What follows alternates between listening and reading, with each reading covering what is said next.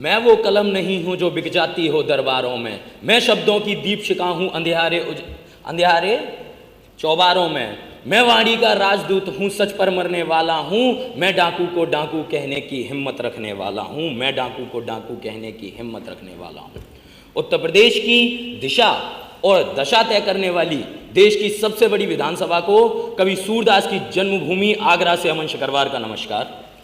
आज सर्वप्रथम वक्ता के रूप में मुझे यहाँ मौका मिला बोलने का, उसके लिए सदन का आभार। महोदय, जब भी बात युवाओं की आती है तब मेरा ध्यान पूर्णतः 3 बिंदुओं पर केंद्रित हो जाता है: युवाओं की शिक्षा, युवाओं के लिए रोजगार और युवाओं द्वारा नेतृत्व। युवाओं की शिक्षा, बजट 2026 में शिक्षा के लिए बढ़ाए गए आवंटन से शिक्षा जगत में खुशी की लहर आई। अभी तो छात्र शिक्षक सब खुश है, परंतु सरकार के इतने प्रयासों के बाद भी, शिक्षा जगत में इतने कार्य करने के पश्चात भी उच्च शिक्षा की गुणवत्ता दिन प्रतिदिन गिरती जा रही है। उच्च शिक्षा दिन व दिन महंगी महंगी महंगी और महंगी होती जा रही है और गुणवत्ता के नाम पर कुछ नहीं है।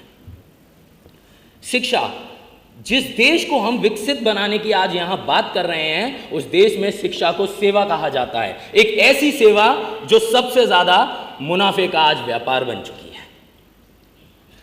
बजट जब आवंटित होता है तो उसमें हर किसी का कॉलम अलग अलग दिया जाता है। बजट में जब हम शिक्षा का कॉलम देखते हैं और बजट में शिक्षा के लिए आवंटित हुए छात्रों के हित के पैसों का कई विश्वविद्यालय तो करोड़ों रुपए सिर्फ शौचालय के मरम्मत में ही लगा देते हैं। ऐसे कैसे बनेगा देश विकसित? कैसे बनेगा विकसित भारत? कैसे बनेगा युवाओं का भारत? वहीं दूसरे बिंदु पर जब मैं आता हूं युवाओं का रोजगार, तो कहीं ना कहीं बजट 2026 में रोजगार के लिए मुझे सकारात्मक चीजें देखने को मिलती हैं। सरकार ने ऑरेंज इकोनॉमी को लागू कर, ऑरेंज इकोनॉमी को इस बजट में रख यह साबित कर दिया कि सिर्फ किताबी पढ़ाई से युवाओं का उत्थान नहीं हो सकता। युवाओं को रचनात्मक भी कुछ चाहिए, और रचनात्मक बूस्टअप देने के लिए जो ऑरेंज इकोनॉमी का प्रस्ताव रखा है, ऑरेंज इकोनॉमी को जो आवंटित किया गया, उसके लिए मैं सरकार का धन्यवाद देना चाहूँगा। इसके साथ ही कौशल विकास, डिजिटल शिक्षा और स्टार्टअप्स का बढ़ावा देने की भी संभावनाएं कहीं दिखती हैं, परंतु हर युवा उद्यमी तो नहीं हो सकता। हर युवा उद्यमी नहीं हो सकता।